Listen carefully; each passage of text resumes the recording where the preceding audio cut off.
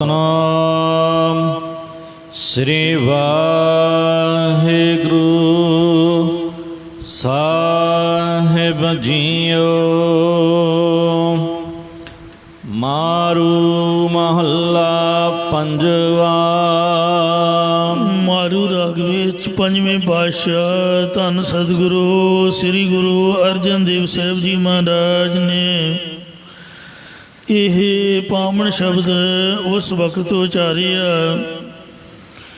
ਜਿਸ ਸਮੇਂ ਸ੍ਰੀ ਗੁਰੂ ਅਰਜਨ ਦੇਵ ਸਾਹਿਬ ਜੀ ਸ੍ਰੀ ਅੰਮ੍ਰਿਤਸਰ ਸਾਹਿਬ ਵਿਖੇ ਨਿਵਾਸ ਰੱਖ ਰਹੇ ਸਨ। ਉਸ ਸਮੇਂ ਸਾਈਂ ਮੀਆਂ ਮੀਰ ਜੀ ਦੇ ਨਾਲ ਇੱਕ ਕਾਜੀ ਆਇਆ ਸੀ। ਉਸ ਕਾਜੀ ਨੇ ਸਤਿਗੁਰਾਂ ਦੇ ਚਰਨਾਂ ਪਰ ਨਮਸਕਾਰ ਕਰਕੇ ਪਰਮੇਸ਼ਰ ਦੀ ਪ੍ਰਾਪਤੀ ਲਈ ਉਪਦੇਸ਼ ਦੀ ਯਾਚਨਾ ਕੀਤੀ। ਤਦੋਂ ਸ੍ਰੀ ਗੁਰੂ ਅਰਜਨ ਦੇਵ ਸਾਹਿਬ ਜੀ ਨੇ ਜਿਵੇਂ ਪਿਛਲੇ ਸ਼ਬਦ ਵਿੱਚ ਹਿੰਦੂ ਮਤ ਦੇ ਨਾਮਾਂ ਅਨੁਸਾਰ ਪਰਮੇਸ਼ਰ ਦੇ ਸਰੂਪ ਦਾ ਅਸਤੋਤਰ ਰੂਪ ਕਰਕੇ ਗਿਆਨ ਬਖਸ਼ਿਆ ਜਾਂ ਉਪਦੇਸ਼ ਬਖਸ਼ਿਸ਼ ਕੀਤਾ ਹੈ, ਉਵੇਂ ਇਸ ਪਾਵਨ ਸ਼ਬਦ ਵਿੱਚ ਫਾਰਸੀ ਅਤੇ ਅਰਬੀ ਭਾਸ਼ਾ ਦੇ ਲਫ਼ਜ਼ਾਂ ਨੂੰ ਵਰਤ ਕੇ ਕਾਜੀ ਨੂੰ ਵੈਰਾਗਜਨਕ ਇੰਜ ਉਪਦੇਸ਼ ਦੇਣਾ ਕਰਦੇ ਨੇ। ਕਥਾ ਸੁਣੋ, ਪਿਆਰ ਨਾਲ ਕਹਿ ਦੋ ਜੀ, ਸਤਿਨਾਮ ਸ੍ਰੀ ਵਾਹਿਗੁਰੂ ਜੀ। ਅੱਲਾਹ ਅਗਮਾ ਖੁਦਾਈ ਬੰਦੇ। ਇਹ खुदा दे बंदे भाव दास जो अल्लाह है पाक पवित्र ओ परमेश्वर ओ मन की गमदा तो रहत है, उस दी बंदगी कर ਅਤੇ ਉਸ ਦੀ ਪ੍ਰਾਪਤੀ ਲਈ ਛੋੜ ਖਿਆਲ ਆਏ ਦੁਨੀਆ ਕੇ ਧੰਦੇ। ਸੰਸਾਰ ਦੇ ਮਾਇਆ ਦੇ ਧੰਦੇ ਵਿਹਾਰਾਂ ਦੇ ਸੰਕਲਪ ਛੱਡ ਦੇ।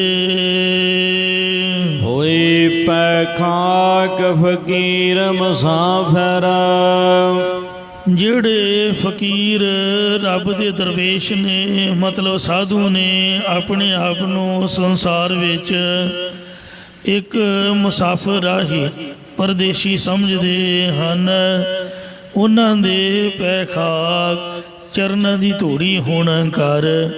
ਭਾਵ ਅਤਿਅੰਤ ਨਿਮਰਤਾਵਾਨ ਹੋਣਾ ਕਰ, ਕਿਉਂਕਿ ਇਹੋ ਦਰਵੇਸ਼ ਕਬੂਲ ਦਰਾ।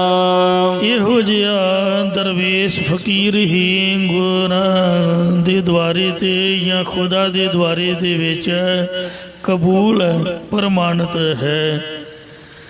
ਫਕੀਰ ਦੇ ਅਰਥ ਸਾਧੂ ਹਨ, ਦਰਵੇਸ਼ ਨੇ, ਨਿਰਧਨ, ਕੰਗਾਲ ਆਦਿਕ ਕੀਤੇ ਜਾਂਦੇ ਨੇ। ਜਾਂ ਫਕੀਰ ਸੰਸਾਰ ਨੂੰ ਫਨਾ ਰੂਪ ਸਮਝਣਾ, ਕਨੈਤ ਭਾਵ ਸੰਦੋਖ ਧਾਰਨ ਤੇ ਜੇਰ ਪਰਮੇਸ਼ਰ ਨੂੰ ਯਾਦ ਕਰਨਾ ਤੇ ਪਰਮੇਸ਼ਰ ਨੂੰ ਸਾਰੇ ਰਮਿਆ ਹੋਇਆ ਜਾਣਾ।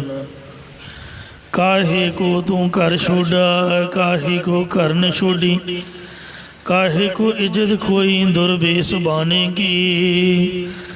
काहे को तू नंगा हुआ, काहे को विभूत लाई, काने सीख दई तुझे जंगल में जाने की। आदत को छोड़ देता परेशान मत होता, सीख सुन लेता तू चतुर सिंह राने की। गोशा जाए एक लेता, खाने को खुदाई देता, जाति मिट चिंदारे फकीर खाने दाने की। सो गुरु घर दे विच फकीरी धारना ही मंजूर नहीं है। संतोख धार के साधु बनना ते साधु महात्मा दाने दवाने ते मस्ताने बरवान हन। सो इंज महाराज कहते ने कि जे तू आपदे आप नूं फकीर दा भाव के फकर बन जा, सब कुछ त्याग दे, मुसाफिर समझ लै, ਤਾਂ ਇਹੋ ਜਿਹਾ ਜਿਹੜਾ ਦਰਵੇਸ਼ ਫਕੀਰ ਹੈ ਉਹ ਰੱਬ ਦੇ ਦੁਆਰੇ ਤੇ ਪ੍ਰਮਾਣਿਤ ਹੈ। ਸੱਚ ਨਿਵਾਜ ਯਕੀਨ ਮੁਸੱਲਾ, ਸੱਚ ਨੂੰ ਹਿਰਦੇ ਅੰਦਰ ਧਾਰਨ ਰੂਪ ਨਮਾਜ਼ ਪੜ੍ਹ, ਜਾਂ ਸੱਚ ਦੇ ਅੱਗੇ ਨਿਮਨ ਰੂਪ ਨਮਾਜ਼ ਪੜ੍ਹ। ਪਰਮੇਸ਼ਰ ਉੱਪਰ ਯਕੀਨ ਭਰੋਸਾ ਰੱਖਣ ਰੂਪ ਨਮਾਜ਼ ਪੜ੍ਹਨ ਦਾ ਆਸਨ ਵਿਛਾਉਣਾ ਕਰ। ਮਨਸਾ ਮਾਰ ਨਿਵਾਰ ਵਾਸਾ, ਆਪਣੇ ਹਿਰਦੇ ਅੰਦਰੋਂ ਵਾਸ਼ਨਾਵਾਂ ਨੂੰ ਮਾਰ ਕੇ ਨਿਵਰਤ ਕਰਨ ਰੂਪ ਹੱਥ ਵਿੱਚ ਸੋਟਾ ਪਕੜਨਾ ਕਰ। ਦੇਹ ਮਸੀਤਾ ਮਨ ਮੌਲਾਣਾ, ਇਸ 9 ਗੋਲਕਾਂ ਵਾਲੀ ਕਾਇਆ ਨੂੰ ਮਸਜਿਦ ਸਮਝ ਕੇ ਆਪਣੇ ਮਨ ਨੂੰ ਪਰਮੇਸ਼ਰ ਵਿੱਚ ਮਿਲਾਉਣ ਰੂਪ ਮੌਲਾਣਾ ਮੁੱਲਾ ਬਣਾਉਣਾ ਕਰ। ਕਲਮ ਖੁਦਾਈ ਪਾਕ ਖਰਾ, ਅਤੇ ਖੁਦਾ ਨੂੰ ਅਤਿਅੰਤ ਪਵਿੱਤਰ ਸਮਝਣ ਰੂਪ ਕਲਮਾ ਪੜ੍ਹਨਾ ਕਰ। ਸਾਧ ਸੰਗਤ ਜੀਓ, ਕਲਮਾ ਮੁਸਲਮਾਨਾਂ ਦਾ ਮੂਲ ਮੰਤਰ ਹੈ, ਜੋ ਇੰਜ ਪੜ੍ਹਦੇ ਨੇ ਲਾ ਇਲਾਹਾ ਇਲੱਲਾਹ ਮੁਹੰਮਦ ਰਸੂਲੁल्लाह, ਅਰਥਾਤ ਕੋਈ ਨਹੀਂ ਹੈ ਪੂਜ ਸਿਵਾਏ ਅੱਲਾ ਦੇ ਤੇ ਮੁਹੰਮਦ ਉਸ ਦਾ ਰਸੂਲ ਹੈ। ਇੰਜ ਤੂੰ ਨਮਾਜ਼ ਪੜ੍ਹਨਾ ਕਰ। ਸਰਾਸਰੀਅਤਾਂ ਲੈ ਕਮਾਵਹੁ, ਸੋ 9 ਗੋਲਕਾਂ ਵਾਲੀ ਦੇਹ ਨੂੰ ਮਸਜਿਦ ਸਮਝ ਕੇ ਆਪਣੇ ਮਨ ਨੂੰ ਇਹਦੇ ਵਿੱਚ ਮਿਲਾਉਣ ਰੂਪ ਮੁੱਲਾ ਬਣਾ ਤੇ ਖੁਦਾ ਨੂੰ ਅਤਿਅੰਤ ਪਵਿੱਤਰ ਸਮਝਣ ਰੂਪ ਕਲਮਾ ਪੜ੍ਹ। ਜਾਂ ਕਲਮ ਖੁਦਾਈ ਪਾਕ ਖਰਾ, ਹੇ ਖੁਦਾ ਦੇ ਬੰਦੇ, ਜੋ ਮਨ ਨੂੰ ਬਹੁਤ ਪਵਿੱਤਰ ਕਰਨਾ ਇਹੀ ਕਲਮਾ ਸਮਝ। ਸਰਾਸਰੀਅਤਾਂ ਲੈ ਕਮਾਵਹੁ, ਜੋ ਸਰਾ ਧਰਮ ਨੂੰ ਲੈ ਕਰਕੇ ਕਮਾਉਣਾ ਹੈ, ਇਹੋ ਹੀ ਸ਼ਰੀਅਤ ਕਰਮਕਾਂਡ ਦੀਆਂ ਕਿਤਾਬਾਂ ਦਾ ਪੜ੍ਹਨਾ ਹੈ। ਸ਼ਰੀਅਤ ਮੁਸਲਮਾਨਾਂ ਦੇ ਮਤ ਵਿੱਚੋਂ 4 ਰਸਤੇ ਫਕੀਰੀ ਦੇ ਨੇ, ਜੋ ਅੱਡ ਅੱਡ ਕਿਤਾਬਾਂ ਵਿੱਚੋਂ ਹਨ। ਪਹਿਲਾ ਤਾਂ ਹੈ ਸ਼ਰੀਅਤ ਕਰਮਕਾਂਡ, ਦੂਜਾ ਹੈ ਤਰੀਕਤ ਅੰਧਕਰਨ ਦੀ ਸ਼ੁੱਧੀ ਦਾ ਢੰਗ ਉਪਾਸ਼ਨਾ, ਤੀਸਰਾ ਹੈ ਮਾਰਫਤ ਗਿਆਨ, ਚੌਥਾ ਹੈ ਹਕੀਕਤ ਤੱਤ ਨੂੰ ਪਹੁੰਚਣਾ ਭਾਵ ਸਾਖਿਆਤਕਾਰ। ਇੰਜ ਸੋ ਜਿਹੜੀ ਸ਼ਰੀਅਤ ਹੈ ਕਰਮਕਾਂਡ ਦੀਆਂ ਕਿਤਾਬਾਂ ਦਾ ਪੜ੍ਹਨਾ ਕਰ, ਜੋ ਕਰਮਕਾਂਡ ਲਿਖਿਆ ਹੋਇਆ। ਜਾਂ ਸ਼ਰੀਅਤ ਇਹ ਹੈ ਕਿ ਸਾਰਾ ਤ੍ਰਿਸ਼ਨਾ ਨੂੰ ਲੈ ਕਰਨ ਦੀ ਕਮਾਈ ਕਰ, ਭਾਵ ਤ੍ਰਿਸ਼ਨਾ ਉੱਪਰ ਫਤਿਹ ਪਾਉਣੀ ਕਰ। ਤਰੀਕਤ ਤਰਕ ਖੋਜ ਟੋਲਾਵਹੁ, ਸੰਸਾਰ ਵੱਲੋਂ ਤਰਕ ਵੈਰਾਗ ਧਾਰਨ ਕਰਕੇ ਖੁਦਾ ਦੀ ਭਾਲ ਨੂੰ ਫਕੀਰਾਂ ਦੀ ਸੰਗਤ ਦੁਆਰਾ ਟੋਲਾਵਹੁ ਖੋਜਣਾ ਕਰ, ਜਾਂ ਆਪ ਖੋਜ ਕੇ ਹੋਰਨਾਂ ਪਾਸੋਂ ਖੁਜਵਾਉਣਾ ਕਰ। ਇਹੀ ਤਰੀਕਤ ਸ਼ਰਅ ਦੇ ਨਿਯਮਾਂ ਦੀ ਪੁਸਤਕ ਦਾ ਪੜ੍ਹਨਾ ਹੈ, ਜਾਂ ਇਹੀ ਤਰੀਕਤ ਉਪਾਸ਼ਨਾ ਦੀ ਅਵਸਥਾ ਹੈ। ਮਾਰਫਤ ਮਨ ਮਾਰਹੁ ਅਬਦਲਾ, ਜੋ ਮਨ ਨੂੰ ਅਬਦਲਾ ਵੱਡਾ ਬਣਾ ਕੇ ਤੂੰ ਬੈਠਾ ਹੋਇਆ ਹੈ, ਜਿਹੜਾ ਮਨ ਵੱਡਾ ਬਣ ਕੇ ਬੈਠਾ ਹੋਇਆ ਅਬਦਲਾ ਬਦਲ ਜਾਣ ਵਾਲਾ, ਜੋ ਇੱਕ ਦਸ਼ਾ ਇੱਕ ਹਾਲਾਤ ਵਿੱਚ ਨਾ ਰਹੇ, ਉਹਦਾ ਨਾਮ ਹੈ ਅਬਦਲਾ। ਜਾਂ ਇੱਕ ਖਾਸ ਪਦਵੀ ਦੇ ਅਧਿਕਾਰੀ ਲੋਕ, ਜਿਵੇਂ ਹਿੰਦੂਆਂ ਨੇ ਦਿਕਪਾਲ ਆਦਿਕ ਦੇਵਤਾ ਮੰਨੇ ਨੇ, ਜਿਵੇਂ ਮੁਸਲਮਾਨ ਤਿਵੇਂ ਹੀ ਮੁਸਲਮਾਨਾਂ ਦੇ ਮਤ ਦੇ ਆਚਾਰਿਆਂ ਨੇ 70 ਅਬਦਾਲ ਮੰਨੇ ਹਨ, ਜਿਨ੍ਹਾਂ ਵਿੱਚੋਂ 40 ਸ਼ਾਮ ਦੇ ਵਿੱਚ, 30 ਹੋਰ ਥਾਈਂ ਰਹਿੰਦੇ ਨੇ। ਕਈ ਲੇਖਕਾਂ ਨੇ 40 ਅਬਦਾਲ ਵੀ ਮੰਨੇ ਨੇ ਅਤੇ ਅਬਦਾਲਾਂ ਦੇ ਪ੍ਰਧਾਨ ਨੂੰ ਗੌਸ਼ ਪਦਵੀ ਦਿੱਤੀ ਹੈ ਅਤੇ ਲਿਖਿਆ ਹੈ ਕਿ ਇਹਨਾਂ ਅਬਦਾਲਾਂ ਦੀ ਬੰਦਗੀ ਅਤੇ ਸ਼ਕਤੀ ਦੇ ਆਸਰੇ ਦੁਨੀਆ ਕਾਇਮ ਹੈ। ਜਦੋਂ ਇਹਨਾਂ ਵਿੱਚੋਂ ਕੋਈ ਮਰ ਜਾਂਦਾ ਹੈ ਤਦ ਉਸ ਦੀ ਥਾਂ ਖੁਦਾ ਕਿਸੇ ਹੋਰ ਬਲੀ ਨੂੰ ਮੁਕਰਰ ਕਰਦਾ ਹੈ। ਇਸੇ ਤਰ੍ਹਾਂ ਇਸ ਪਦਵੀ ਦੀ ਬਦਲੀ ਹੁੰਦੀ ਰਹਿੰਦੀ ਹੈ, ਜਿਸ ਕਾਰਨ ਅਬਦਾਲ ਸੰਗਿਆ ਹੈ। ਮੁਸਲਮਾਨਾਂ ਫਕੀਰਾਂ ਦੇ 5 ਦਰਜਿਆਂ ਵਿੱਚੋਂ ਇੱਕ ਅਬਦਾਲ ਵੀ ਹੈ। ਇੱਕ ਹੁੰਦੇ ਨੇ ਗੌਸ, ਜਿਵੇਂ ਹਮਜ਼ਾ ਗੌਸ ਸੀਗਾ। ਸਿਆਲਕੋਟ ਦੇ ਰਹਿਣ ਵਾਲੇ ਹਮਜ਼ਾ ਗੌਸ ਨੂੰ ਚਿਹਰਾ ਦਿਮਾਗ ਬੜਾ ਹੰਕਾਰੀ ਭੌਂ ਗਿਆ ਸੀ।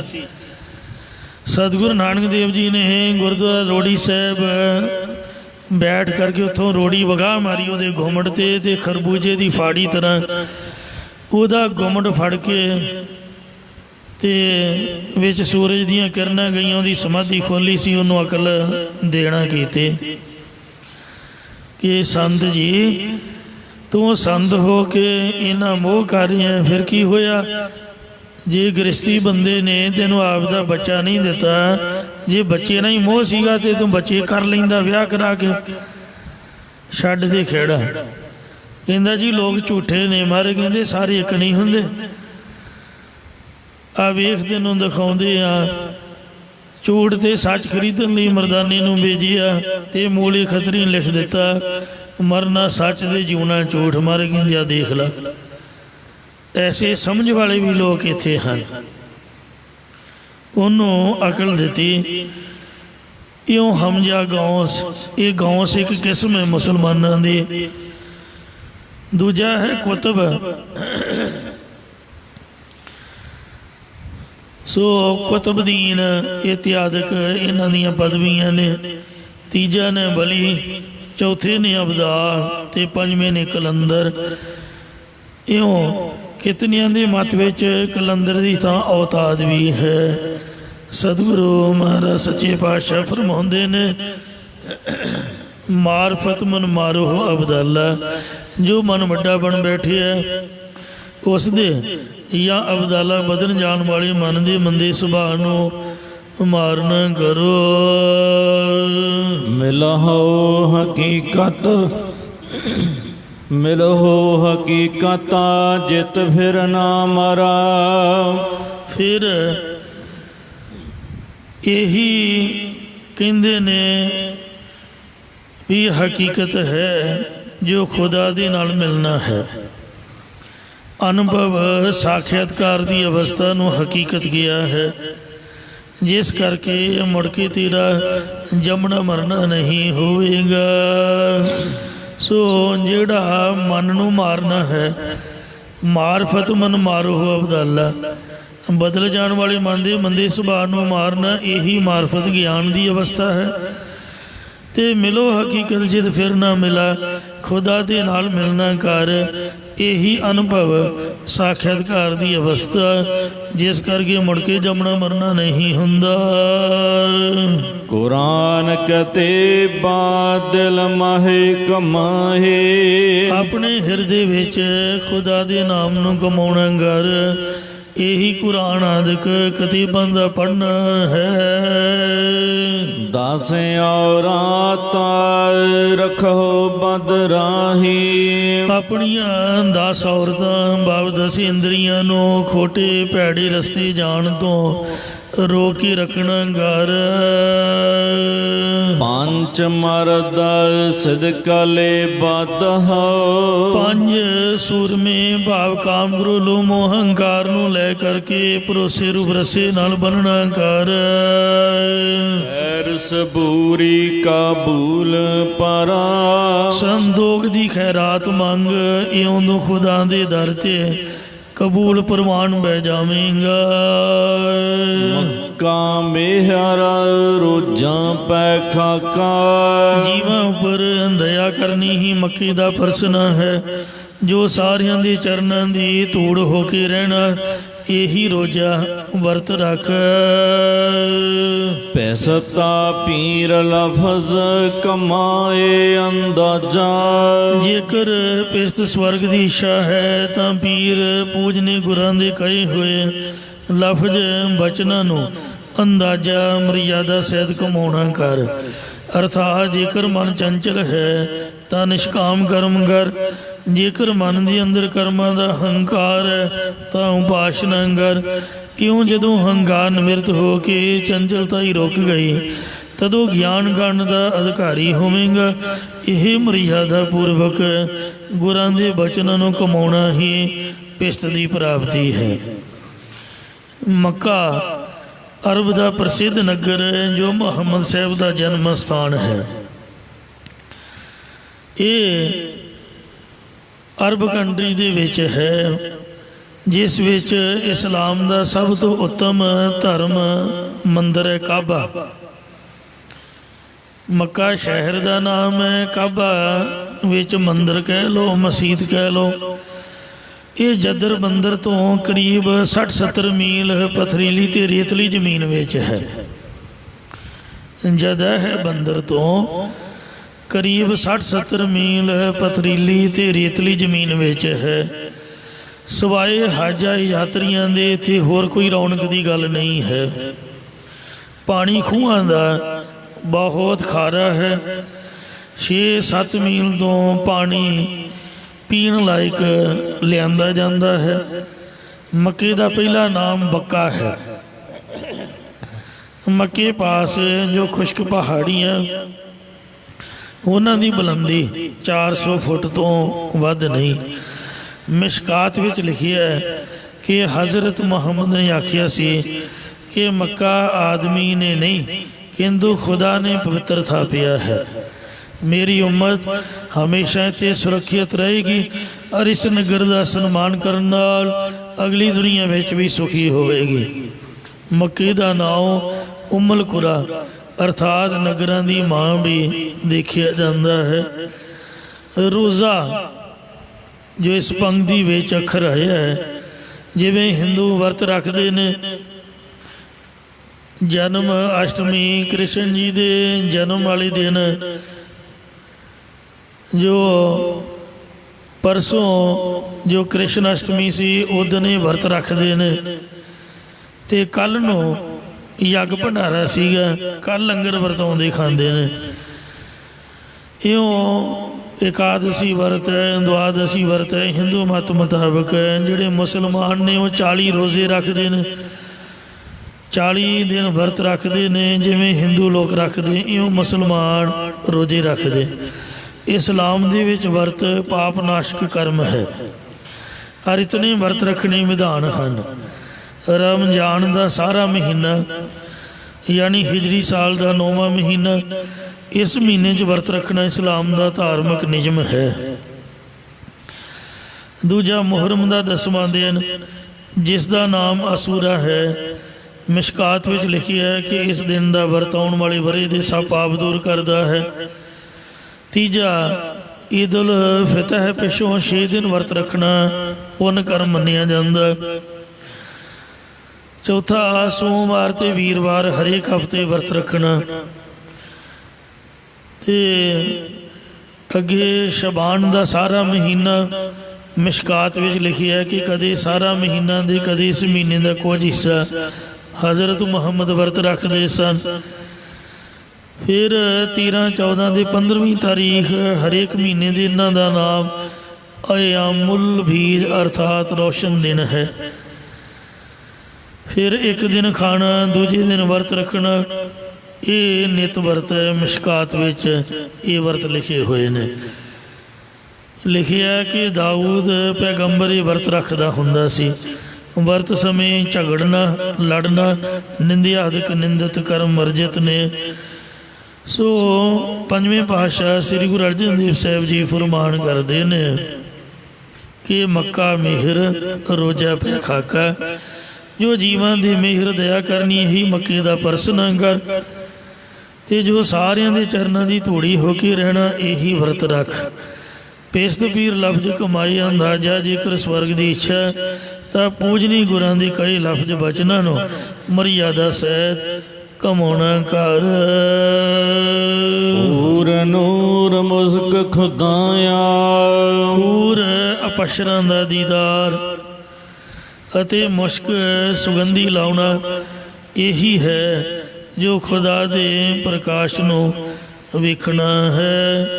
ਅਤੇ ਬੰਦਗੀ ਅੱਲਾਹ ਅੱਲਾਹ ਹੁਜਰਾ, ਜੋ ਖੁਦਾ ਦੀ ਬੰਦਗੀ ਭਗਤੀ ਕਰਨੀ ਹੈ ਇਹੀ ਆਲਾ ਹੁਜਰਾ ਵੱਡਾ ਕੋਠਾ ਹੈ। ਅਰਥਾਤ ਮਸੀਤ ਦੇ ਪਿਛਲੇ ਪਾਸੇ ਇੱਕ ਡਾਹਟ ਜਿਹੀ ਰੱਖੀ ਹੁੰਦੀ ਹੈ, ਉਹਦੇ ਅੰਦਰਲੇ ਪਾਸੇ ਕਾਲਾ ਜਿਹਾ ਹੁੰਦਾ ਹੈ। ਉਸ ਵਿੱਚ ਬੈਠ ਕਰਕੇ ਬੰਦਗੀ ਕਰਨ ਦਾ ਮੁਸਲਮਾਨ ਬਹੁਤਾ ਪੁੰਨ ਸਮਝਦੇ ਨੇ। ਇਹ ਅੰਦਰ ਕਰਨ ਕੋਠੜੀ ਦੇ ਵਿੱਚ ਖੁਦਾ ਨੂੰ ਵਿਆਪਕ ਸਮਝਣਾ ਕਰਕੇ ਉਸ ਦੀ ਬੰਦਗੀ ਕਰ। ਸੱਚ ਕਮਾਵੈ ਸੋਈ ਕਾਜੀ, ਹੇ ਖੁਦਾਈ ਬੰਦੇ, ਜੋ ਸੱਚੇ ਨਾਮ ਨੂੰ ਕਮਾਉਣਾ ਕਰਦਾ ਹੈ ਉਹੀ ਅਸਲ ਕਜ਼ਾ ਫੈਸਲਾ ਕਰਨ ਵਾਲਾ ਕਾਜੀ ਹੈ। ਕਾਜੀ ਕਹਿੰਦੇ ਨੇ ਜੱਜ, ਜਿਵੇਂ ਅੱਜ ਕੱਲ੍ਹ ਫੈਸਲਾ ਕਰਦੇ ਨੇ ਨਿਆਂ ਕਰਨ ਵਾਲੇ ਨੂੰ, ਅਤੇ ਮੁੱਲਾ ਕਹਿੰਦੇ ਨੇ ਮਸੀਤ ਦੇ ਵਿੱਚ ਬੱਚਿਆਂ ਨੂੰ ਪੜ੍ਹਾਉਣ ਵਾਲੇ ਨੂੰ, ਅਤੇ ਨਮਾਜ਼ ਆਦਿਕ ਜਿਹੜਾ ਬਾਂਗ ਦੇ ਕੇ ਨਮਾਜ਼ ਪੜ੍ਹਦਾ ਹੈ। ਸੋ ਦਰਵੇਸ਼ ਸੋ ਜੋ ਦਿਲ ਸੋਧੈ ਸੋਈ ਹਾਜੀ, ਜਿਹੜਾ ਆਪਣੇ ਦਿਲ ਨੂੰ ਆਪਣੇ ਮਨ ਨੂੰ ਵਿਕਾਰਾਂ ਵੱਲੋਂ ਪਵਿੱਤਰ ਰੱਖਣ ਰੂਪ ਸੋਚਦਾ ਹੈ ਉਹੀ ਅਸਲ ਹਜ ਕਰਨ ਵਾਲਾ ਹਾਜੀ ਹੈ। ਸੋ ਮੁੱਲਾ ਮਲਯੂਨ ਨਿਵਾਰੈ, ਅਸਲ ਮੁੱਲਾ ਆਲਮ ਉਹੀ ਹੈ ਜੋ ਆਪਣੇ ਅੰਦਰੋਂ ਮਲੂਣ ਮੰਦਾ ਸੁਭਾਅ ਬੇਮੁਖਦਾਈ ਨਿਵਰਤ ਕਰਦਾ ਹੈ ਉਹੀ। ਸੋ ਦਰਵੇਸ਼ ਜਿਸ ਸਿਫਤ ਧਰਾ, ਉਹੀ ਅਸਲ ਫਕੀਰ ਹੈ ਜਿਸ ਨੇ ਪਰਮੇਸ਼ਰ ਦੀ ਸਿਫਤ ਤਾਰੀਫ ਬੰਦਗੀ ਨੂੰ ਧਰਾ ਧਾਰਨ ਕੀਤਾ ਹੋਇਆ ਹੈ। ਇਹਨਾਂ ਬੰਦਗੀਆਂ ਦੇ ਵਿੱਚ ਕਾਜੀ, ਹਾਜੀ, ਮੁੱਲਾ, ਮਲੂਣ ਅੱਖਰ ਆਏ ਨੇ। ਕਾਜੀ ਕਾਦੀ ਅੱਖਰ ਤੋਂ ਬਣਿਆ ਹੈ। ਮੁਸਲਮਾਨ ਦੇ ਰਾਜ ਸਮੇਂ ਵਿਵਹਾਰਾਂ ਦੇ ਝਗੜਿਆਂ ਨੂੰ ਸ਼ਰਅ ਦੀ ਵਿਵਸਥਾ ਦੇਣ ਵਾਲਾ, ਮੁਨਸਫ ਨਿਆਂ ਕਰਨ ਵਾਲਾ, ਮੁਕੱਦਮੇ ਦਾ ਫੈਸਲਾ ਕਰਨ ਵਾਲਾ ਜਿਹੜਾ ਜੱਜ ਹੁੰਦਾ ਸੀ ਉਹਨੂੰ ਕਾਜੀ ਕਹਿੰਦੇ ਸੀ। ਮੱਕੇ ਦਾ ਹਜ ਕਰਨ ਵਾਲਾ ਜਾਂ ਜਿਹਨੇ ਹਜ ਕਰ ਲਈ ਹੋਵੇ ਸੋ ਹਾਜੀ ਹੁੰਦਾ। ਪਿੰਡਾਂ ਸ਼ਹਿਰਾਂ 'ਚ ਮੁੰਡਿਆਂ ਨੂੰ ਫਾਰਸੀ ਪੜ੍ਹਾਉਣ ਵਾਲਾ, ਮਸੀਤੇ ਚੜ੍ਹ ਕੇ ਭਾਂਗ ਦੇਣ ਵਾਲਾ, ਮਸੀਹ ਜਾਂ ਤਕੀਏ ਦਾ ਪੁਜਾਰੀ ਜਾਂ ਵਿਦਿਆ ਨਾਲ ਪੂਰਨ ਆਲਮ ਵਿਦਵਾਨ ਨੂੰ ਮੁੱਲਾ ਕਹਿੰਦੇ ਨੇ। ਮਾਲੂਨ ਫਿਟਕਾਰੀ ਆ ਗਿਆ, ਫਿਟਕਾਰੀ ਜਾਣ ਲਾਇਕ ਸੁਭਾਅ ਵਾਲਾ, ਬੁਰੇ ਸੁਭਾਅ ਵਾਲਾ, ਲਾਲਚੀ, ਹਿਰਸ, ਮੁਸਲਮਾਨਾਂ ਦੇ ਵਿੱਚ ਫਰਿਸ਼ਤਾ, ਅਜ਼ਾਜ਼ੀਲ ਨਾਮੇ ਪਰਮੇਸ਼ਰ ਦੀ ਆਗਿਆ ਨਾ ਮੰਨਣ ਕਰਕੇ ਫਿਟਕਾਰੀ ਆਗਿਆ ਮੰਨਦੇ ਨੇ। ਮੁਸਲਮਾਨ ਕਹਿੰਦੇ ਨੇ ਕਿ ਉਹ ਬਦੀ ਕਰਾਉਂਦਾ ਹੈ, ਉਸ ਨੂੰ ਮਲੂਨ ਆਦਿ ਗਾਲੀਆਂ ਨਾਲ ਯਾਦ ਕਰਦੇ ਹਨ। ਇਸ ਲਈ ਪਾਤਸ਼ਾਹ ਜੀ ਕਹਿੰਦੇ ਸੋ ਮੁੱਲਾ ਮਲੂਨ ਨਿਵਾਰੈ। ਅਸਲੀ ਮੁੱਲਾ ਆਲਮ ਉਹੀ ਹੈ ਜੋ ਅੰਦਰੋਂ ਮਲੂਨ ਮੰਦਾ ਸੁਭਾਅ ਬੇਮੁਖਤਾਈ ਨਿਵਰਤ ਕਰ ਦੇਵੇ। ਸੋ ਦਰਵੇਸ਼ ਜੇ ਸਿਫਤ ਧਰਾ, ਅਸਲ ਦਰਵੇਸ਼ ਫਕੀਰ ਉਹੀ ਹੈ ਜਿਹਨੇ ਪਰਮੇਸ਼ਰ ਦੀ ਸਿਫਤ ਬੰਦਗੀ ਨੂੰ ਧਾਰਨ ਕੀਤਾ ਹੋਇਆ ਹੈ। 5 ਨਮਾਜ਼ਾਂ ਵਕਤ 5, ਪੰਜਾਂ ਪੰਜੇ ਨਾਓ, ਪਹਿਲਾ ਸੱਚ ਹਲਾਲ ਤੋਏ, ਤੀਜਾ ਖੈਰ ਖੁਦਾਏ, ਚੌਥੀ ਨੀਅਤ ਰਾਸ ਮਨ, ਪੰਜਵੀਂ ਸਿਫਤ ਸੁਨਾਏ। ਨਾਨਕ ਕਲਮਾ ਆਖ ਕੇ ਤਾਂ ਮੁਸਲਮਾਨ ਸਜਾਏ। ਤਾਂ ਹੀ ਤੂੰ ਮੁੱਲਾ ਮੁਸਲਮਾਨ ਅਖਵਾ ਸਕਦਾ ਹੈ ਜੇ ਤੂੰ ਆਪਦੇ ਬੁਰੇ ਸੁਭਾਅ ਨੂੰ ਮੇਟ ਦੇਵੇਂ। ਮੁਸਲਮਾਨ ਮੋਮ ਦਿਲ ਹੋਵੇ, ਅੰਤਰ ਕੀ ਮਲ ਦਿਲ ਤੇ ਧੋਵੇ। ਸਭੇ ਵਖਤਾ ਸਭੇ ਕਰ ਵੇਲਾ, ਅਤੇ ਦਰਵੇਸ਼ ਵੀ ਉਹ ਹੈ ਜਿਹੜਾ ਸਿਫਤ ਕਰਦਾ। ਫਰੀਦਾ ਦਰ ਦਰਵੇਸ਼ੀ ਗਾਖੜੀ ਚੋਪੜੀ ਪ੍ਰੀਤ, ਇਕਨ ਕਿਨੈ ਚਾਲੀਐ ਦਰਵੇਸ਼ਾ ਵੀ ਰੀਤ। ਫਰੀਦਾ ਰੋਟੀ ਮੇਰੀ ਕਾਠ ਕੀ, ਲਾਵਣ ਮੇਰੀ ਭੁੱਖ, ਜਿਨ੍ਹਾਂ ਖਾਧੀ ਚੋਪੜੀ ਘਣੇ ਸਹਿਣਗੇ ਦੁੱਖ। ਇਹੋ ਜਿਹਾ ਦਰਵੇਸ਼ ਬਣ, ਚੋਪੜੀਆਂ ਦੀ ਪ੍ਰੀਤੀ ਛੱਡ ਦੇ। ਜੇ ਤੂੰ ਦਰਵੇਸ਼ ਬਣਿਆ, ਔਖੀ ਬੜੀ ਆ ਦਰਵੇਸ਼ੀ ਕਰਨੀ। ਸਿਫਤ ਕਰ, ਖਾਣ ਪੀਣ ਦਾ ਲਾਲਚ ਤਿਆਗ ਦੇ। ਸਭੇ ਵਕਤ ਸਭੇ ਕਰ ਵੇਲਾ, ਤੇ ਮੁਸਲਮਾਨਾਂ ਦੀ ਬੋਲੀ ਅਨੁਸਾਰ ਵਕਤ ਸਾਰੇ ਸਮਿਆਂ ਦਾ ਨਾਮ ਹੈ, ਤੇ ਹਿੰਦੂਆਂ ਦੀ ਬੋਲੀ ਅਨੁਸਾਰ ਵੇਲਾ ਕਹਿੰਦੇ ਨੇ। ਸਾਰੇ ਸਮਿਆਂ ਕਰਕੇ ਖਾਲਕ ਯਾਦ ਦਿਲ ਮਹਿ ਮੌਲਾ। ਫਰੀਦਾ ਖਾਲਕ ਖਲਕ ਮੈਂ, ਖਲਕ ਵਸੈ ਰਬ ਮਾਹੇ। ਖਾਲਕ ਖਲਕ ਨੂੰ ਪੈਦਾ ਕਰਨ ਵਾਲੇ, ਜਿਹੜਾ ਮੌਲਾ ਮਦਦਗਾਰ ਪਰਮੇਸ਼ਰ ਹੈ, ਉਹਨੂੰ ਆਪਣੇ ਦਿਲ ਮਨ ਦੇ ਵਿੱਚ ਯਾਦ ਕਰ, ਚੇਤੇ ਰੱਖ। ਦਿਲ ਮਹਿ ਜਾਣ, ਦਿਲੇ ਦਿਲ ਜਾਨੋ, ਇਹੀ ਠੌਰ ਮੁਕੰਮ। ਤਸਬੀ ਯਾਦ ਕਰਹੁ ਦਸ ਮਰਦਨ। ਸ਼ਬਦ ਸਪਰਸ਼ ਰੂਪ ਰਸ ਗੰਧ, ਤੇ ਹਰਕ ਸੋਗ ਰਾਗ ਦਵੈਗ, ਤੇ ਮਨ ਦੇ ਮੰਦੇ ਸੁਭਾਅ, ਇਹਨਾਂ ਦਸਾਂ ਨੂੰ ਮਰਦਨ ਮਲਣਾ ਪਾਪ ਤਿਆਗ ਕਰਕੇ ਖੁਦਾ ਨੂੰ ਯਾਦ ਚੇਤੇ ਕਰ। ਇਹੀ ਤਸਬੀ ਮਾਲਾ ਫਿਰ ਨਹੀਂ ਕਰ, ਫੇਰੇ ਤਸਬੀ ਕਰੇ ਖੁਦਾਈ। ਆਪਾਂ ਮਾਲਾ ਕਹਿੰਦੇ ਆ ਤੇ ਉਹ ਤਸਬੀ ਕਹਿੰਦੇ ਨੇ। ਇਸ ਤਰ੍ਹਾਂ ਜਿਹੜਾ ਖੁਦਾ ਨੂੰ ਯਾਦ ਕਰਨਾ ਹੈ, ਮੰਦੇ ਸੁਭਾਅ ਨੂੰ ਮਾਰ ਕੇ, ਇਹੀ ਤਸਬੀ ਫੇਰ। ਸੁਨਤ ਸੀਲ ਬੰਧਾਨ ਬਰਾ। ਸੀਲ ਉੱਤਮ ਆਚਰਨ ਦਾ, ਬੁਰਾ ਨਹੀਂ ਬਰਾ। ਬਰਾ ਦਾ ਅਰਥ ਹੈ ਸ੍ਰੇਸ਼ਟ। ਬੰਧਾਨ ਨਿਯਮ ਬੰਨਣ ਰੂਪ ਸੁਨਤ ਕਰ। ਤਸਬੀ ਇਹਦਾ ਜਿਹੜਾ ਮੂਲ ਸੁਬਹ ਅਥਵਾ ਸੁਬਹਾਨ ਹੈ, ਜਿਹੜਾ ਅਸਲੀ ਅੱਖਰ ਹੈ ਉਹ ਸੁਬਹ ਹੈ, ਸੁਬਹਾਨ। ਪਵਿੱਤਰ ਰੂਪ ਕਰਤਾਰ ਨੂੰ ਸਿਮਰਨ ਦੀ ਕਿਰਿਆ। ਇਮਾਮ ਮੀਰ ਨੂੰ ਛੱਡ ਕੇ 100 ਮਣਕੇ ਦੀ ਮਾਲਾ ਨੂੰ ਤਸਬੀਹ ਕਹਿੰਦੇ ਨੇ। ਖੁਦਾ ਦਾ ਜਾਤੀ ਨਾਮ ਅੱਲਾ ਤੇ ਸਿਫਾਤੀ 100 ਨਾਮਾਂ ਦੇ ਜਪ ਕਰਨ ਲਈ ਬਣਾਈ ਹੋਈ ਸਿਮਰਨੀ ਦਾ ਨਾਮ ਤਸਬੀਹ ਹੈ। ਸੁਨਨਤ ਇਸਲਾਮ ਦੇ ਅਨੁਸਾਰ ਇਬਰਾਹੀਮ ਦੀ ਚਲਾਈ ਹੋਈ ਜਿਹੜੀ ਰੀਤੀ ਹੈ, ਇਸਲਾਮ ਦੇ ਅਨੁਸਾਰ ਜੋ ਕਰਮ ਮੁਹੰਮਦ ਸਾਹਿਬ ਨੇ ਆਪਣੀ ਉਮਤ ਨੂੰ ਸਿੱਖਿਆ ਦੇਣ ਲਈ ਕੀਤੇ, ਉਹ ਸਭ ਸੁਨਨਤ ਰੂਪ ਨੇ। ਮੁਹੰਮਦ ਸਾਹਿਬ ਦਾ ਆਚਰਨ ਮੁਸਲਮਾਨਾਂ ਲਈ ਸੁਨਨਤ ਹੈ। ਖਤਨੇ ਨੂੰ ਆਮ ਲੋਕ ਖਾਸ ਕਰਕੇ ਸੁਨਨਤ ਆਖਦੇ ਨੇ, ਕਿਉਂਕਿ ਵੀ ਮੁਸਲਮਾਨਾਂ ਦੀ ਮਰਜ਼ਾਦਾ ਹੈ। ਤੇ ਪੈਗੰਬਰ ਮੁਹੰਮਦ ਨੇ ਆਪ ਖਤਨਾ ਕਰਵਾਇਆ ਸੀ। ਚਾਹੇ ਖਤਨੇ ਦੀ ਆਗਿਆ ਕੁਰਾਨ ਵਿੱਚ ਨਹੀਂ ਹੈ, ਪਰ ਹਜ਼ਰਤ ਮੁਹੰਮਦ ਦੀ ਸੁਨਨਤ ਇਬਰਾਹੀਮ ਦੀ ਚਲਾਈ ਹੋਈ ਰੀਤੀ ਅਨੁਸਾਰ ਹੋਈ ਸੀ। ਇਹ ਲੋਕ ਪ੍ਰਸਿੱਧ ਕਥਾ ਵੀ ਹੈ ਕਿ ਇਬਰਾਹੀਮ ਨੂੰ ਇਸ ਦੀ ਪਹਿਲੀ ਪਤਨੀ ਸਾਰਾ ਨੇ ਪ੍ਰਣ ਕਰਵਾਇਆ ਸੀ ਕਿ ਉਹ ਹਾਜ਼ਰਾ ਨਾਲ ਸੰਗ ਨਾ ਕਰੇ। ਜੇਕਰ ਕਰੇਗਾ ਤਾਂ ਤੈਨੂੰ ਭਾਰੀ ਦੰਡ ਮਿਲੇਗਾ। ਪਰੰਤੂ ਇਬਰਾਹੀਮ ਨੇ ਪ੍ਰਤਿਗਿਆ ਭੰਗ ਕੀਤੀ ਤੇ ਉਹਨੂੰ ਲੱਗ ਗਿਆ ਪਤਾ, ਜਿਸ ਤੇ ਸਾਰਾ ਨੇ ਪਤੀ ਦੇ ਪ੍ਰੇਮ ਦੇ ਵਿੱਚ ਆ ਕੇ ਉਹਦੀ ਵੱਡੀ ਸਜ਼ਾ ਨੂੰ ਛੋਟੀ 'ਚ ਬਦਲ ਦਿੱਤਾ। ਅਰਥਾਤ ਜਦ ਉਹਨੇ ਪਕੜਿਆ ਕਿ ਤੂੰ ਬਗਾਨੀ ਜਨਾਨੀ ਦੇ ਨਾਲ ਸੰਗ ਕਿਉਂ ਕੀਤਾ, ਤੇ ਮੈਂ ਤੈਨੂੰ ਆਖਿਆ ਸੀ ਕਿ ਮੈਂ ਜੋ ਸਜ਼ਾ ਲਾਵਾਂ ਤੈਨੂੰ ਭੁਗਤਣੀ ਪਏਗੀ। ਕਹਿਣ ਲੱਗਾ ਫਿਰ ਵੀ ਮੈਂ ਤੇਰਾ ਪਤੀ ਹਾਂ, ਸਜ਼ਾ ਤਾਂ ਤੂੰ ਮੈਨੂੰ ਲਾ, ਤੇ ਪਰ ਫਿਰ ਵੀ ਇਹ ਖਿਆਲ ਕਰਕੇ ਮੈਂ ਤੇਰਾ ਪਤੀ ਹਾਂ। ਕਹਿੰਦੀ ਸਜ਼ਾ ਤਾਂ ਇਹ ਬਣਦੀ ਆ ਕਿ ਜਿਹੜੇ ਅੰਗ ਤੇਰੇ ਉਸ ਇਸਤਰੀ ਨਾਲ ਛੂਹੇ ਨੇ ਉਹਨਾਂ ਨੂੰ ਮੈਂ ਕੱਟ ਦੇਵਾਂ, ਬੁੱਲਾਂ ਨੂੰ ਵੱਢ ਦੇਵਾਂ, ਹੱਥਾਂ ਨੂੰ ਕੱਟ ਦੇਵਾਂ, ਇਤਿਆਦਿਕ ਅੰਗਾਂ ਨੂੰ ਭੰਗ ਕਰ ਦੇਵਾਂ।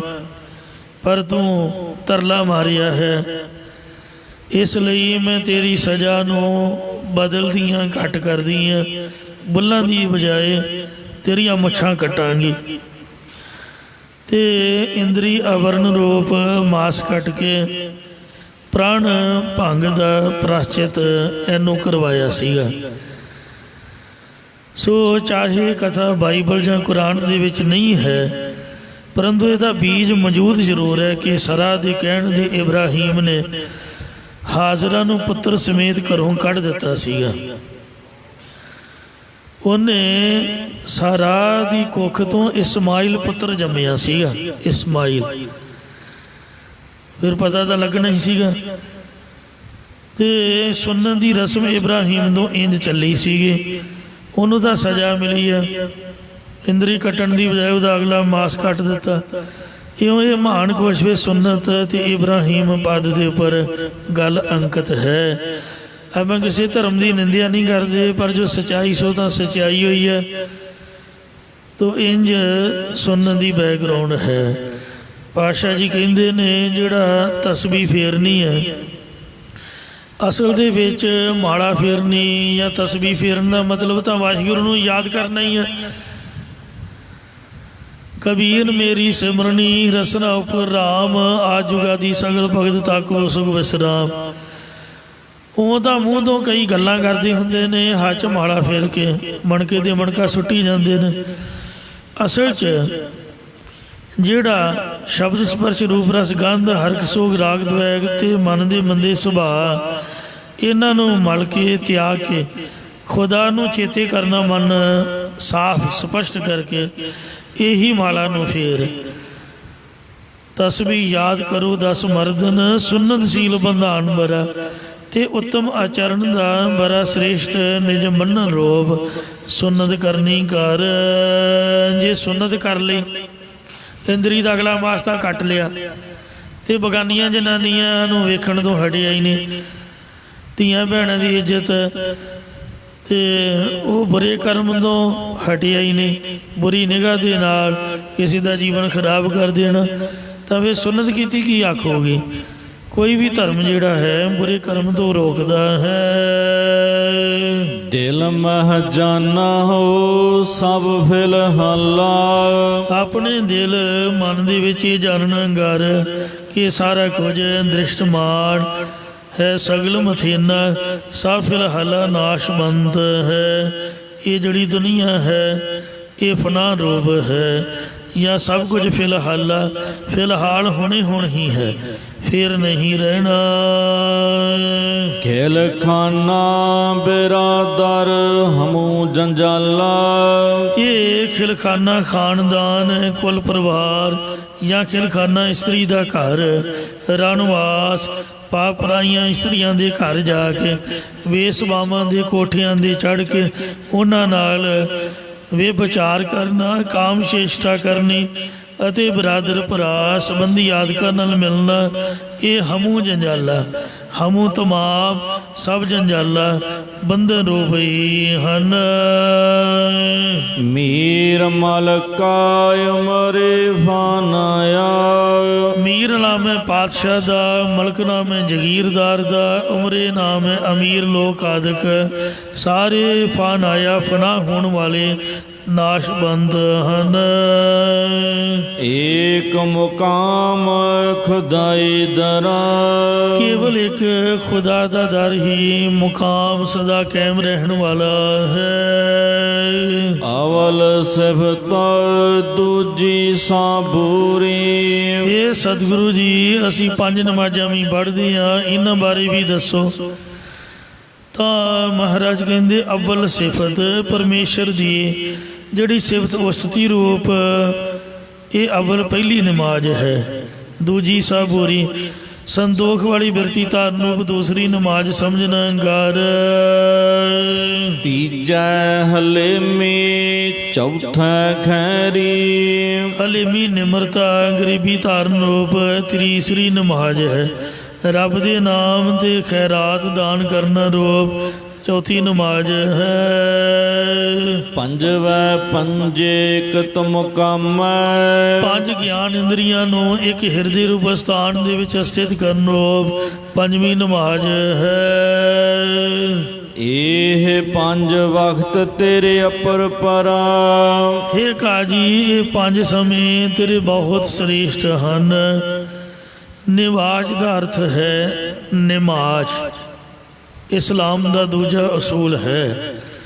ਕੁਰਾਨ ਵਿੱਚ ਭਾਵੇਂ ਪੰਜ ਵੇਲੇ ਮੁਕਰਰ ਨਹੀਂ ਕੀਤੇ ਗਏ, ਪਰ ਸੁਨਨਤ ਅਤੇ ਹਦੀਸਾਂ ਦੇ ਲੇਖ ਅਨੁਸਾਰ ਮੁਸਲਮਾਨ ਨੂੰ ਪੰਜ ਨਮਾਜ਼ਾਂ ਦਾ ਪੜ੍ਹਨਾ ਜ਼ਰੂਰੀ ਹੈ। ਪੰਜ ਨਮਾਜ਼ਾਂ ਇੰਜ ਮੰਨੀਆਂ ਗਈਆਂ ਨੇ। ਨਮਾਜ਼ੇ ਸੁਬਹ ਹੈ ਜਿਹਨੂੰ ਸਲਾਤੁਲ ਫਜਰ ਆਖਿਆ, ਮਤਲਬ ਪੌ ਫੁੱਟਣ ਤੋਂ ਲੈ ਕੇ ਸੂਰਜ ਚੜ੍ਹਨ ਤੀਕ ਦੀ ਨਮਾਜ਼ ਸਲਾਤੁਲ ਫਜਰ ਅਖਵਾਉਂਦੀ ਹੈ। ਦੂਜੀ ਹੈ ਸਲਾਤੁਲ ਜ਼ੋਹਰ, ਨਮਾਜ਼ੇ ਪਸ਼ੀਨ ਜਾਂ ਸੂਰਜ ਢਲਣ ਲੱਗੇ ਉਸ ਵੇਲੇ ਦੀ ਨਮਾਜ਼ ਜੋਹਰ ਦੀ ਨਮਾਜ਼ ਹੈ। ਤੀਸਰੀ ਹੈ ਸਲਾਤੁਲ ਅਸਰ, ਨਮਾਜ਼ੇ ਦੀਗਰ, ਤੀਸਰੇ ਪੈਰ ਦੀ ਨਮਾਜ਼ ਅਸਰ ਦੀ ਨਮਾਜ਼ ਹੈ। ਚੌਥੀ ਹੈ ਸਲਾਤੁਲ ਮਗਰਿਬ, ਨਮਾਜ਼ੇ ਸ਼ਾਮ, ਸੂਰਜ ਛਿਪਣ ਤੋਂ ਲੈ ਕੇ ਆਸਮਾਨ ਦੀ ਸੁਰਖੀ ਮਿਟ ਜਾਣ ਤੀਕ। ਜਦੋਂ ਅਸੀਂ ਰਹਿਰਾਸ ਸਾਹਿਬ ਦਾ ਪਾਠ ਕਰਦੇ ਹਾਂ ਉਹਨੂੰ ਮਗਰਿਬ ਦੀ ਨਮਾਜ਼ ਬੋਲਦੇ ਨੇ। ਪੰਜਵੀਂ ਹੈ ਸਲਾਤੁਲ ਇਸ਼ਾ, ਨਮਾਜ਼ੇ ਖੁਫਤਨ, ਸੌਣ ਵੇਲੇ ਦੀ ਨਮਾਜ਼। ਜਦ ਅਸੀਂ ਕੀਰਤਨ ਸੋਹਿਲਾ ਪੜ੍ਹਦੇ ਹਾਂ ਸੌਣ ਵਕਤ, ਇਸ਼ਾ ਦੀ ਨਮਾਜ਼ ਉਸ ਵਕਤ ਪੜ੍ਹੀ ਜਾਂਦੀ ਹੈ। ਪੰਜ ਨਮਾਜ਼ਾਂ ਤਾਂ ਫਰਜ਼ ਨੇ, ਇਹਨਾਂ ਤੋਂ ਛੁੱਟ ਤਿੰਨ ਨਮਾਜ਼ਾਂ ਅਖਤਿਆਰੀ ਨੇ ਜਿਨ੍ਹਾਂ ਦੇ ਪੜ੍ਹਨ ਦਾ ਭਾਰੀ ਸਵਾਬ ਹੈ। ਪਹਿਲੀ ਹੈ ਸਲਾਤੁਲ ਇਸ਼ਰਾਕ, ਨਮਾਜ਼ੇ ਇਸ਼ਰਾਕ, ਜਦ ਸੂਰਜ ਚੰਗੀ ਤਰ੍ਹਾਂ ਚੜ੍ਹ ਆਵੇ ਉਸ ਵੇਲੇ ਦੀ ਨਮਾਜ਼ ਸਲਾਤੁਲ ਇਸ਼ਰਾਕ ਹੈ। ਦੂਜੀ ਹੈ ਸਲਾਤੁਲ ਜ਼ੁਹਾ, ਨਮਾਜ਼ੇ ਚਾਸ਼ਤ, ਕਰੀਬ ਦਿਨ ਦੇ 11 ਵਜੇ ਚੋਹਾ ਨਮਾਜ਼ ਪੜ੍ਹੀ ਜਾਂਦੀ। ਤੀਸਰੀ ਹੈ ਸਲਾਤੁਲ ਜੁਦ, ਨਮਾਜ਼ੇ ਤਹਿਜੁਦ, ਅੱਧੀ ਰਾਤ ਤੋਂ ਕੁਝ ਪਿੱਛੋਂ ਸੋ ਸਲਾਤੁਲ ਤਹਿਜੁਦ ਦੀ ਨਮਾਜ਼ ਪੜ੍ਹੀ ਜਾਂਦੀ।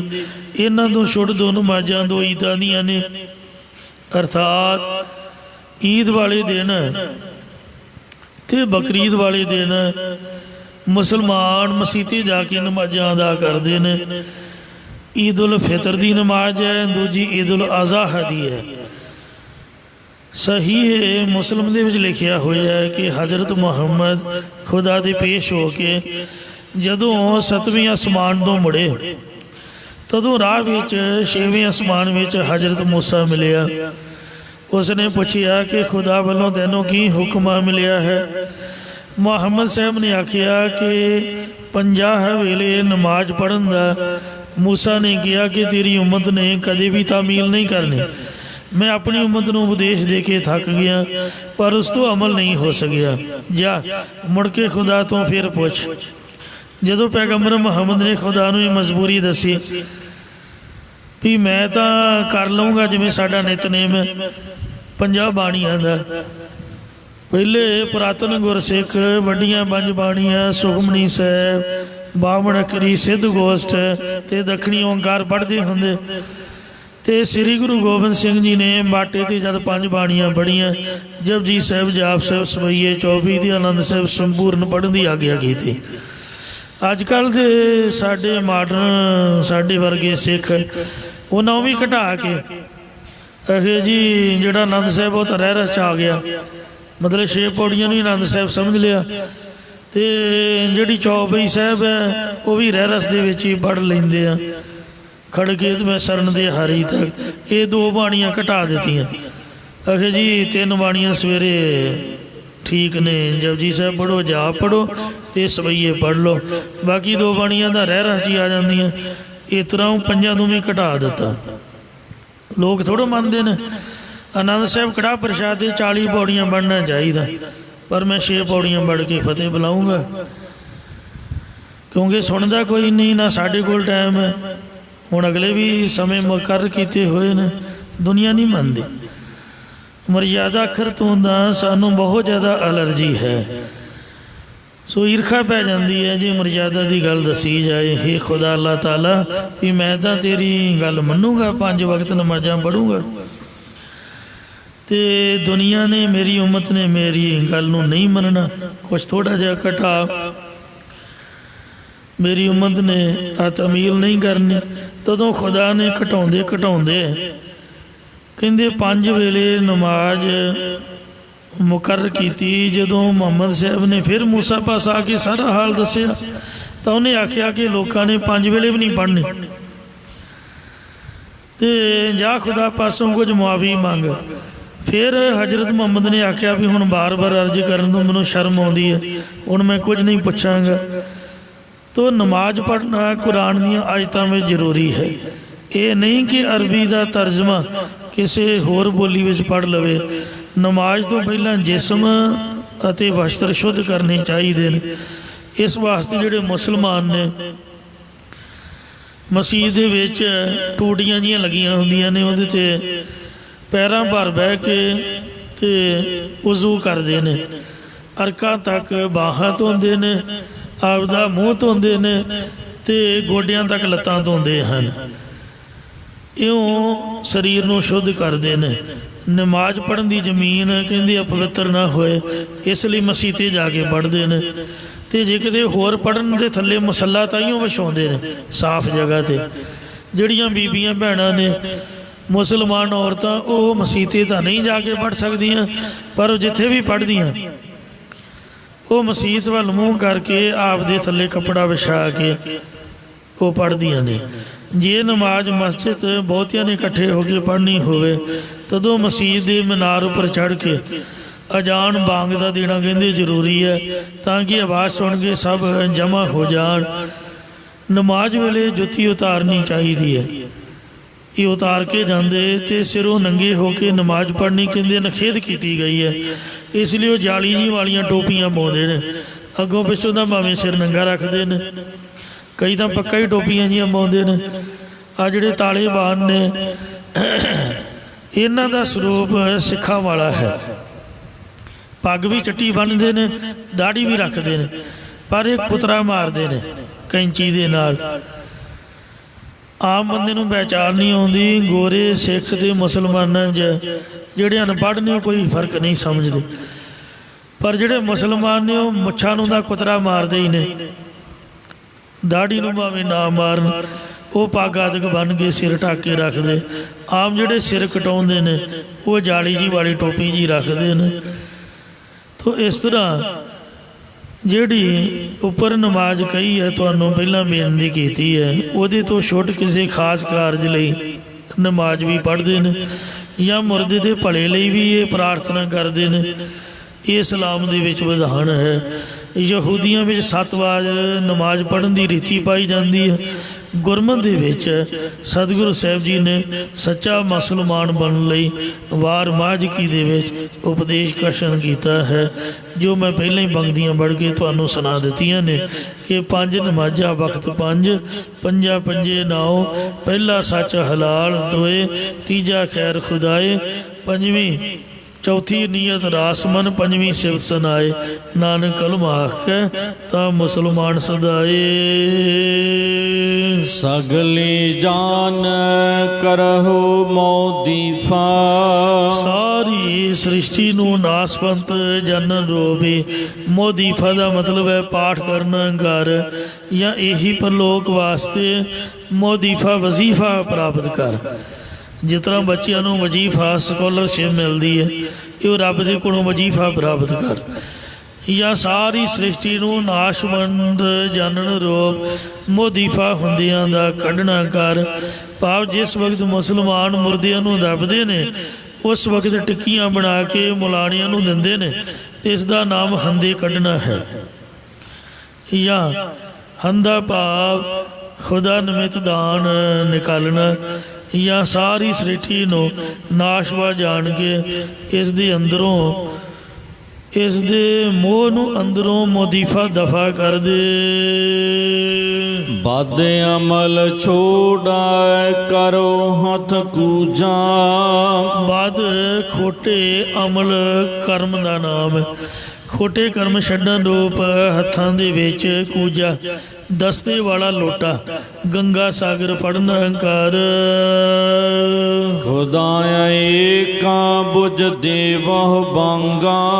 ਜੋ ਇੱਕ ਖੁਦਾ ਨੂੰ ਹੀ ਸਾਰਿਆਂ 'ਚ ਰਮਿਆ ਹੋਇਆ ਬੁੱਝਣਾ ਹੈ, ਸਮਝਣਾ ਹੈ, ਇਹੀ ਬਾਂਗਾ ਨਮਾਜ਼ ਲਈ ਪੁਕਾਰਾਂ ਦੇਣਾ ਕਰ। ਕਬੀਰ ਮੁੱਲਾ ਮਨਾਰੇ ਕਿਆ ਚੜ੍ਹ ਹੈ, ਸਾਈਂ ਨਾ ਬਹਿਰਾ ਹੋਏ। ਤੇ ਜਾ ਕਾਰਨ ਤੂੰ ਬਾਂਗ ਦੇ ਦਿਲ ਹੀ ਭੀਤਰ ਜੋਏ। ਜਿਹਦੇ ਵਾਸਤੇ ਤੂੰ ਬਾਂਗ ਦਿੰਦਾ, ਤੂੰ ਆਪਦੇ ਦਿਲ ਵਿੱਚ ਉਹਨੂੰ ਵੇਖਦਾ ਕਿਉਂ ਨਹੀਂ ਹੈ? ਕੋਈ ਰੱਬ ਗੋਲਾ ਥੋੜ੍ਹਾ ਆ ਜਿਹੜਾ ਮਨਾਰੇ 'ਤੇ ਚੜ੍ਹ ਕੇ ਉਹਨੂੰ ਚੁੱਚੀ ਆਵਾਜ਼ਾਂ ਮਾਰਦਾ। ਤੋ ਇੰਝ ਜੋ ਖੁਦਾ ਨੂੰ ਸਾਰਿਆਂ 'ਚ ਰਮਿਆ ਹੋਇਆ ਸਮਝਣਾ, ਇਹੀ ਬਾਂਗ ਦੇ। ਐਸਾ ਬੁਰਗੂ ਬਰ ਖੁਰਦਾਰ ਖਰਾ। ਬੁਰਗੂ ਨਾਮ ਹੈ ਕਾਜੀ ਖਰਾ, ਬਹੁਤ ਜ਼ਿਆਦਾ ਬਰਖੁਰਦਾਰ ਪਿਆਰਾ ਹੈ। ਐਸਾ ਜਿਹੜਾ ਬੁਰਗੂ ਕਾਜ਼ੀ ਹੈ ਉਹ ਖਰਾ ਬਹੁਤ ਹੀ ਜ਼ਿਆਦਾ ਬਰਖੁਰਦਾਰ ਪਿਆਰਾ ਹੈ। ਜਾਂ ਬਰਖੁਰਦਾਰ ਜੋ ਆਪ ਬ੍ਰਹਮ ਗਿਆਨ ਰੂਪੀ ਬਾਰ ਫਲ ਨੂੰ ਖੁਰ ਖਾਂਦਾ ਹੈ ਅਤੇ ਹੋਰਨਾਂ ਜਗਿਆਸੂਆਂ ਦੇ ਹਿਰਦੇ ਅੰਦਰ ਦਾਰ ਰੱਖਦਾ ਹੈ, ਉਹ ਚੰਗਾ ਕਾਜ਼ੀ ਹੈ। ਜਾਂ ਖੁਦਾ ਨੂੰ ਇੱਕ ਜਾਣ, ਇਹ ਬਾਂਗ ਦੇ। ਪਾਤਸ਼ਾਹ ਜੀ ਫਰਮਾਉਂਦੇ ਨੇ, ਖੁਦਾ ਏਕਾ ਬੁਝ ਦੇਵਹੁ ਬਾਂਗਾ। ਇੱਕ ਖੁਦਾ ਨੂੰ ਬੁੱਝ ਜਾਣ, ਇਹੀ ਦੇਵਹੁ ਬਾਂਗਾ ਬਾਂਗ ਦੇਣਾ ਕਰ। ਅਤੇ ਬੁਰਗੂ ਬਰਖੁਰਦਾਰ ਖਰਾ, ਨੇਕ ਨਸੀਬਾਂ ਵਾਲਾ ਹੋ ਕੇ ਖਰਾ ਬੋਲ ਬੋਲਣ ਰੋਪ, ਬੁਰਗੂ ਨਾਦ ਵਜਾਉਣਾ ਗਰ। ਬੁਰਗੂ ਬਰ ਖੁਰਦਾਰ ਖਰਾ।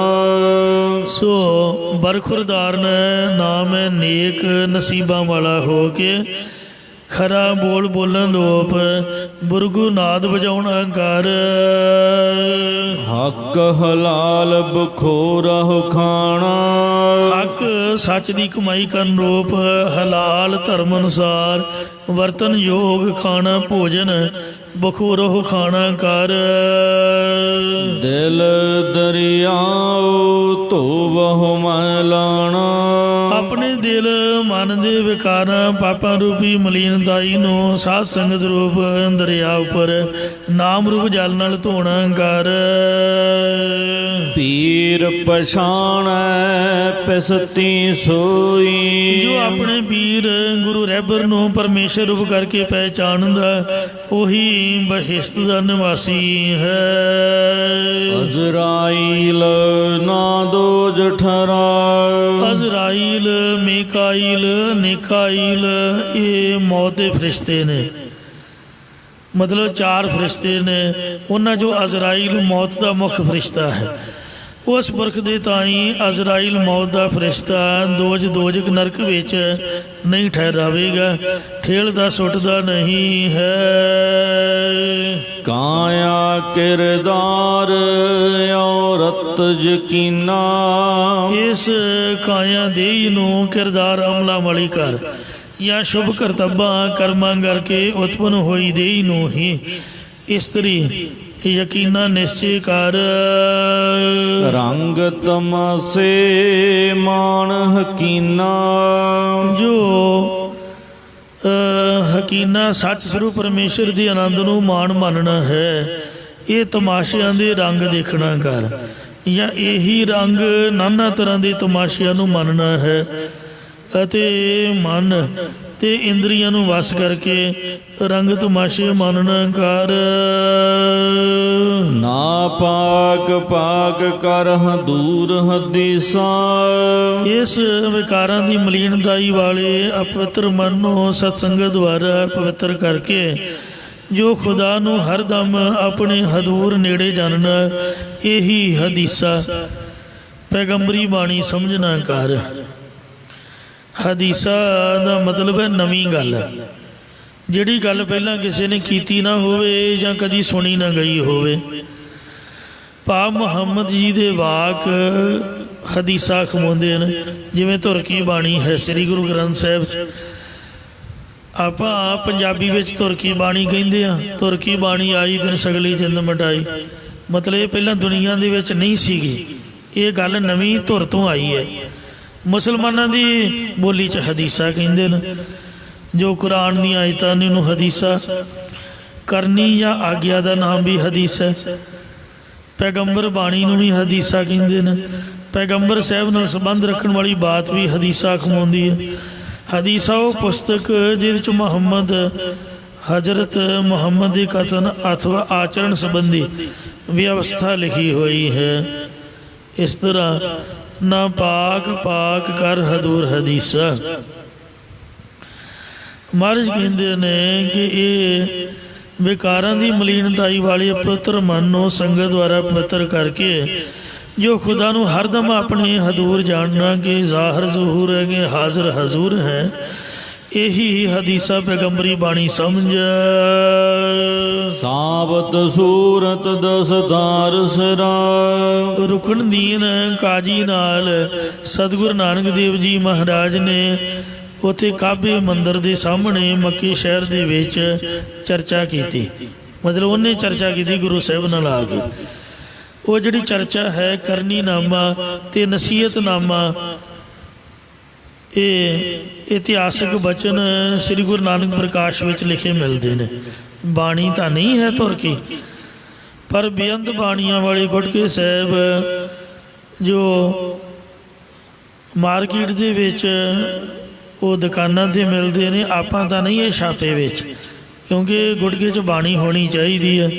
ਇਹ ਇਤਿਹਾਸਕ ਬਚਨ ਨੇ ਗੁਰੂ ਨਾਨਕ ਪ੍ਰਕਾਸ਼ ਪੋਥੀ 'ਚ ਮਿਲਦੇ ਨੇ, ਪਰ ਕਈ ਪ੍ਰੇਮੀਆਂ ਨੇ ਗੁਟਕੇ ਸਾਹਿਬ ਵਿੱਚ ਵੀ ਕਰਨੀ ਨਾਮਾ ਨਸੀਹਤਨਾਮਾ ਛਾਪਿਆ।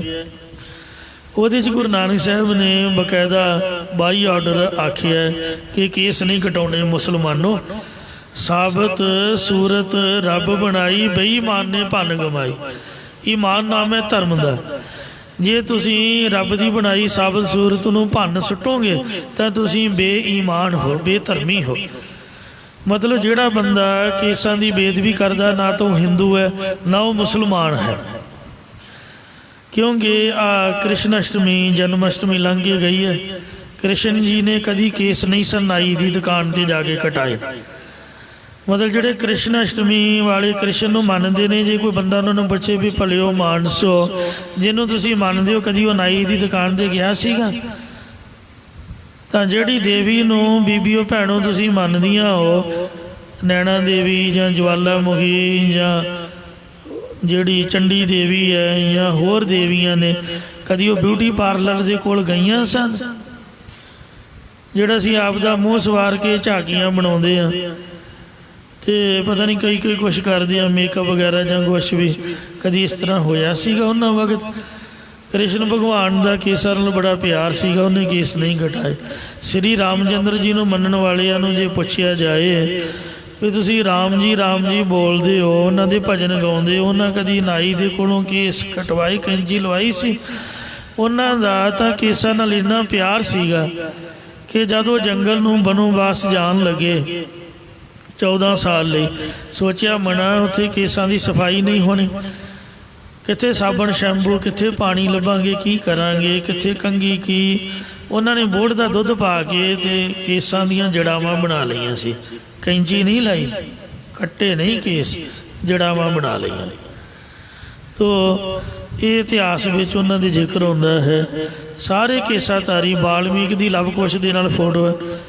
ਉਹਨਾਂ ਮੁੰਡਿਆਂ ਦੇ ਵੀ ਸਿਰ 'ਤੇ ਵੇਖੋ ਕਿੰਨੇ ਸੋਹਣੇ ਸੋਹਣੇ ਜੂੜੇ ਨੇ ਲਵ ਤੇ ਕੁਸ਼ ਦੇ। ਵਾਲਮੀਕ ਵੀ ਕਿੰਨਾ ਉਹ ਸੋਹਣਾ ਲੱਗਦਾ, ਸਾਬਤ ਸੂਰਤ ਜੂੜੇ ਵਾਲਾ। ਬ੍ਰਹਮਾ ਵਿਸ਼ਨੂੰ ਸ਼ਿਵ ਜੀ ਉਹ ਸਾਰੇ ਕੇਸਾਂ ਧਾਰੀ ਨੇ। ਮੁਹੰਮਦ ਸਾਹਿਬ ਦੀ ਫੋਟੋ ਤਾਂ ਅਵੇਲੇਬਲ ਨਹੀਂ ਹੈ, ਪਰ ਇੱਕ ਮੂਏ ਮੁਬਾਰਕ ਕਹਿੰਦੇ ਜੰਮੂ ਕਸ਼ਮੀਰ 'ਚ ਹੁੰਦਾ ਸੀਗਾ। ਇੱਕ ਵਾਰ ਉਹ ਗੁੰਮ ਹੋ ਗਿਆ, ਮੁਸਲਮਾਨਾਂ ਸਰਕਾਰ ਨੂੰ ਵਕਤ ਪਾ ਦਿੱਤਾ ਸੀ, ਜਿੰਨਾ ਚਿਰ ਉਹ ਲੱਭਿਆ ਨਹੀਂ। ਮੂਏ ਕਹਿੰਦੇ ਨੇ ਕੇਸ ਨੂੰ, ਤੇ ਮੁਬਾਰਕ ਕਹਿੰਦੇ ਨੇ ਪਵਿੱਤਰ ਨੂੰ। ਪਵਿੱਤਰ ਕੇਸ ਮੁਹੰਮਦ ਸਾਹਿਬ ਦਾ ਉਹਨਾਂ ਸਾਂਭਿਆ ਹੋਇਆ।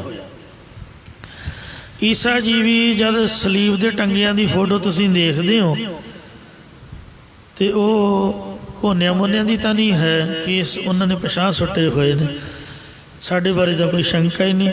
ਇਉਂ ਗੁਰੂ ਨਾਨਕ ਸਾਹਿਬ ਨੇ ਬਾਈ ਆਰਡਰ ਰੁਕਨਦੀਨ ਕਾਜੀ ਨੂੰ ਸਮਝਾਇਆ ਵੀ ਮੁਸਲਮਾਨੋ ਕੇਸ ਕਟਾਉਣੇ ਤਿਆਗ ਦਿਓ। ਸਾਬਤ ਸੂਰਤ ਰੱਬ ਬਣਾਈ, ਬੇਈਮਾਨ ਨੇ ਭੰਨ ਗਵਾਈ। ਤੁਸੀਂ ਬੇਈਮਾਨ ਹੋ ਜੇ ਤੁਸੀਂ ਭੰਨ ਕੇ ਗਵਾਓਗੇ। ਸਾਬਤ ਸੂਰਤ ਰੱਬ ਦੀ ਪੰਨੇ ਬੇਈਮਾਨ। ਨਾ ਉਹ ਹਿੰਦੂ ਹੈ ਨਾ ਉਹ ਮੁਸਲਮਾਨ ਹੈ, ਸਿੱਖ ਤਾਂ ਬਿਲਕੁਲ ਹੀ ਨਹੀਂ ਅਖਵਾ ਸਕਦਾ।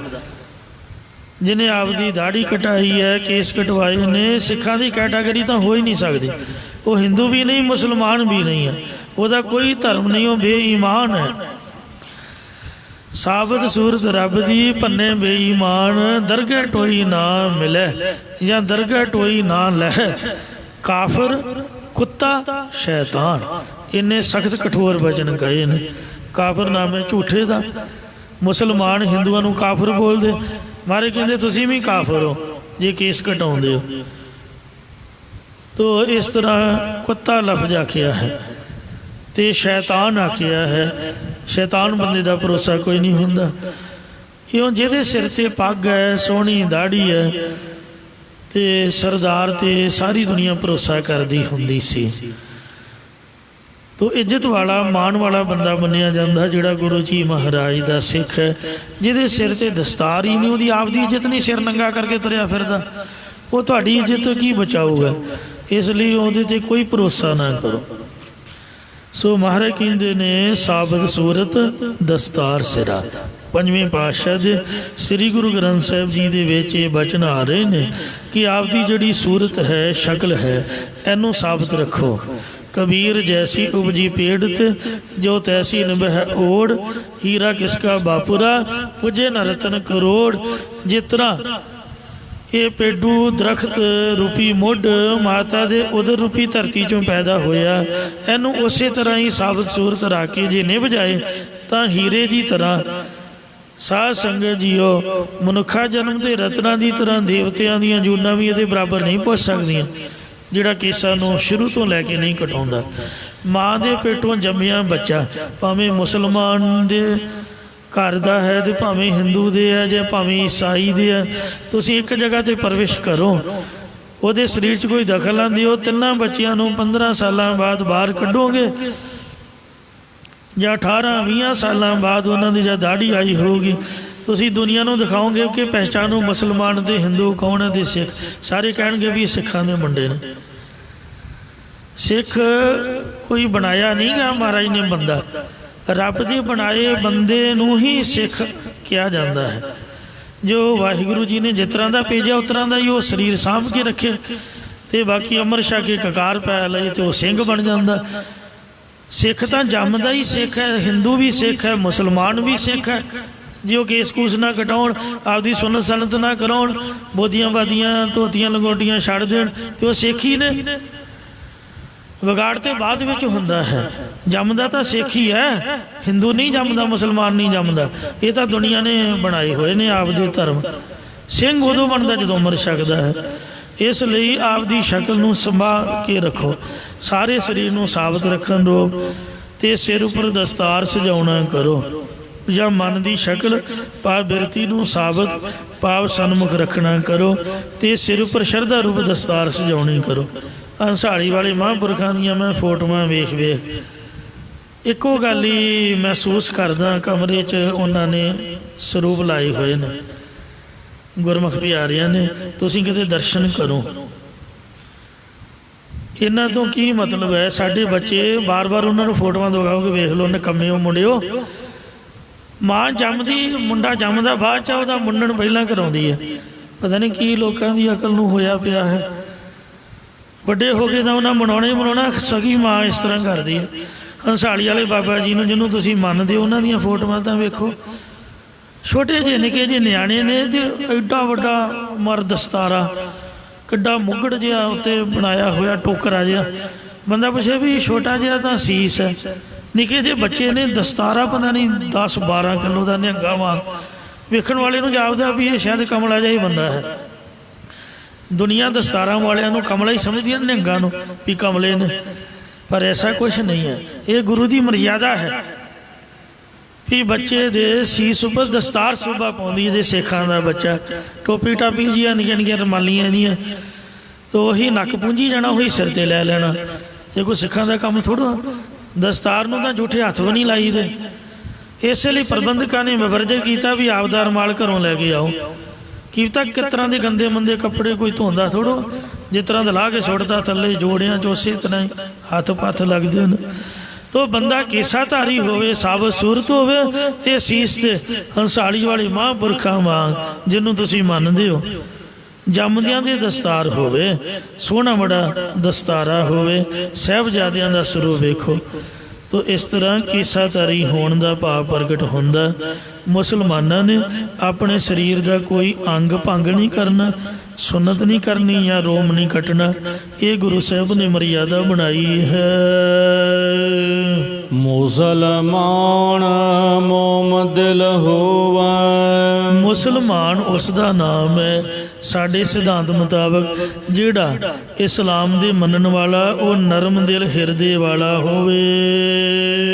ਅੰਤਰ ਕੀ ਮਾਲਾ ਦਿਲ ਤੇ ਧੋਵੈ। ਤੇ ਖੁਦਾ ਵੱਲੋਂ ਫਰਕ ਪਾਉਣ ਵਾਲੀ ਅੰਦਰ ਦੀ ਹੰਗਤਾਰੂ ਮੈਲ ਨੂੰ ਆਪਣੇ ਦਿਲ ਹਿਰਦੇ ਤੋਂ ਧੋ ਸੁੱਟੇ।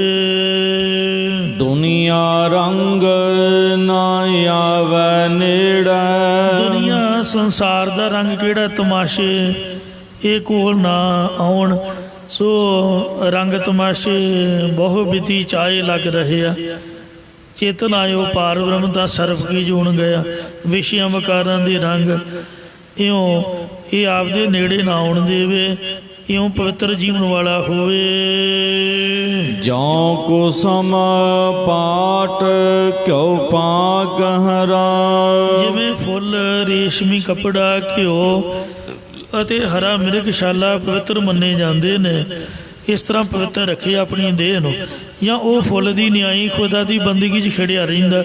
ਰੇਸ਼ਮ ਦੇ ਬਸਤਰ ਦੀ ਤਰ੍ਹਾਂ ਸੁੱਚੇ ਅੰਤਿ ਕਰਨ ਵਾਲਾ ਹੈ, ਘਿਓ ਦੀ ਤਰ੍ਹਾਂ ਸਾਰਿਆਂ ਨੂੰ ਪ੍ਰੇਮ ਕਰਨ ਵਾਲਾ, ਤੇ ਹਰੀ ਨੂੰ ਸਾਰਿਆਂ 'ਚ ਵੇਖ ਕੇ ਉਹੀ ਪਵਿੱਤਰ ਜੀਵਨ ਵਾਲਾ ਹੁੰਦਾ ਹੈ। ਜਾ ਕਉ ਮਿਹਰਾ ਮਿਹਰ ਮਿਹਰਵਾਨਾ। ਜਿਸ ਮਨੁੱਖ ਦੇ ਉੱਪਰ ਕਿਰਪਾ ਕਰਨ ਵਾਲੇ ਕਿਰਪਾਲੂ ਪਰਮੇਸ਼ਰ ਦੀ ਮਿਹਰ ਕਿਰਪਾ ਹੁੰਦੀ ਹੈ, ਜਾਂ ਜਿਸ ਤੇ ਮਿਹਰਬਾਨ ਖੁਦਾ ਦੀ ਮਿਹਰ ਹੀ ਮਿਹਰ ਹੈ। ਸੋਈ ਮਰਦ ਮਰਦ ਮਰਦਾਨਾ। ਉਹੀ ਮਨੁੱਖ ਸੂਰਮਿਆਂ ਚੋਂ ਬਹਾਦਰ ਸੂਰਮਿਆਂ ਵਰਗਾ ਸੂਰਮਾ ਹੈ। ਸੋਈ ਸਿੱਖਾ ਮਸਾਇਕ ਹਾਜੀ। ਉਹੀ ਬਿਰਧ ਜਾਤੀ ਵਾਲਾ ਸ਼ੇਖ, ਸਿੱਖਿਆ ਦਾਤਾ, ਵਿਦਵਾਨ, ਮਿਹਨਤ ਕਰਨ ਵਾਲਾ ਮਸਾਇਕ, ਜਗਿਆਸੂ ਤੇ ਹਜ ਕਰਨ ਵਾਲਾ ਹਾਜੀ ਹੈ। ਸੋ ਬੰਦਾ ਜਿਸ ਨਜ਼ਰ ਨਰਾ। ਉਹੀ ਖੁਦਾ ਦਾ ਬੰਦਾ ਦਾਸ ਹੈ ਜਿਸ ਉੱਪਰ ਨਿਯੰਤਾ ਪ੍ਰੇਰਕ ਪ੍ਰਭੂ ਦੀ ਕਿਰਪਾ ਦੀ ਦ੍ਰਿਸ਼ਟੀ ਹੁੰਦੀ ਹੈ। ਕੁਦਰਤ ਕਾਦਰ ਕਰਨ ਕਰੀਮਾ। ਜੋ ਸ੍ਰਿਸ਼ਟੀ ਦੇ ਰਚਨ ਵਾਲਾ ਖੁਦਾ, ਸ਼ਕਤੀ ਦੁਆਰਾ ਸਾਰੇ ਆਲਮ ਨੂੰ ਸਿਰਜਣ ਵਾਲਾ ਤੇ ਕਰੀਮਾ ਬਖਸ਼ਿਸ਼ ਦੇ ਕਰਨ ਵਾਲਾ ਹੈ। ਸਿਫਤ ਮੁਹੱਬਤ ਥਾ ਰਹੀਮਾ। ਉਹ ਰਹਿਮ ਦਿਲੀ ਪ੍ਰਭੂ ਦੀ ਉਸਤਤੀ ਤੇ ਮੁਹੱਬਤ, ਪ੍ਰੇਮ, ਪ੍ਰੀਤੀ ਅਥਾਹ ਬੇਅੰਤ ਹੈ। ਜਾਂ ਜਿਸ ਮਨੁੱਖ ਦੇ ਹਿਰਦੇ 'ਚ ਖੁਦਾ ਦੀ ਸਿਫਤ ਨਾਲ ਮੁਹੱਬਤ ਹੈ, ਉਸ ਦੇ ਨਾਲ ਰਹਿਮ ਦਿਲੀ ਖੁਦਾ ਵੀ ਅਥਾਹ ਮੁਹੱਬਤ ਕਰਦਾ ਹੈ। ਹੱਕ ਹੁਕਮ ਸੱਚ ਖੁਦਾਇਆ ਬੁਝ। ਸੱਚੇ ਖੁਦਾ ਦਾ ਹੁਕਮ ਵੀ ਸੱਚਾ ਹੈ, ਉਸ ਨੂੰ ਗੁਰਾਂ ਦੁਆਰਾ ਸਮਝਣਾ ਗਰ। ਨਾਨਕ ਬੰਦ ਖਲਾਸ ਤਰਾ। ਬੰਦ ਖਲਾਸੀ ਭਾਣੇ ਹੋਏ ਸਤਿਗੁਰੂ ਜੀ ਕਥਨ ਕਰਦੇ ਇਹੀ ਕੈਦ ਤੋਂ ਮੁਕਤ ਹੋਣ ਦੀ ਤਰ੍ਹਾਂ ਹੈ। ਇਹ ਸਮਝ ਕਰਕੇ ਤਰਾ ਤੈਨੂੰ ਮਾਇਆ ਦੀ ਬੰਦੀ ਤੋਂ ਖਲਾਸ ਛੁਟਕਾਰਾ ਪ੍ਰਾਪਤ ਹੋਵੇਗਾ। ਇਸ ਪ੍ਰਕਾਰ ਕਾਜੀ ਗੁਰਾਂ ਤੋਂ ਉਪਦੇਸ਼ ਪ੍ਰਾਪਤ ਕਰਕੇ ਮੁਕਤੀ ਨੂੰ ਪ੍ਰਾਪਤ ਹੋਇਆ। ਜਿਸ ਮੱਤ ਦਾ ਬੰਦਾ ਆਉਂਦਾ, ਜਿਸ ਬੋਲੀ ਨੂੰ ਉਹ ਜਾਣਦਾ ਹੁੰਦਾ, ਗੁਰੂ ਸਾਹਿਬ ਦੀ ਇਹ ਸਿਫਤ ਰਹੀ ਹੈ ਕਿ ਉਹਦੀ ਉਹੀ ਬੋਲੀ 'ਚ ਉਹਨੂੰ ਉਪਦੇਸ਼ ਬਖਸ਼ਦੇ ਹਨ। ਇਹ ਫਾਰਸੀ ਬੋਲੀ ਵਿੱਚ ਸਾਹਿਬਾਂ ਨੇ ਉਪਦੇਸ਼ ਬਖਸ਼ੀ ਹੈ। ਭੁੱਲਾਂ ਚੁੱਕਾਂ ਖਿਮਾ ਕਰਨੀਆਂ, ਅੱਗੇ ਤੋਂ ਸਮੱਤ ਬਖਸ਼ਣੀ। ਕੁਦਰਤ ਕਾਦਰ ਕਰਨ ਕਰੀਮਾ। ਸਿਫਤ ਮੁਹੱਬਤ ਅਥਾਹ ਰਹੀਮਾ। ਹੱਕ ਹੁਕਮ ਸੱਚ ਖੁਦਾਇਆ ਬੁਝ। ਨਾਨਕ ਬੰਦ ਖਲਾਸ ਤਰਾ। ਵਾਹਿਗੁਰੂ ਜੀ ਕਾ ਖਾਲਸਾ, ਵਾਹਿਗੁਰੂ ਜੀ ਕੀ ਫਤਿਹ। ਰਾਮ ਕਲੀ ਮਹੱਲਾ ਤੀਜਾ। ਆਨੰਦ ਇੱਕ ਓੰਕਾਰ ਸਤਿਗੁਰ ਪ੍ਰਸਾਦ।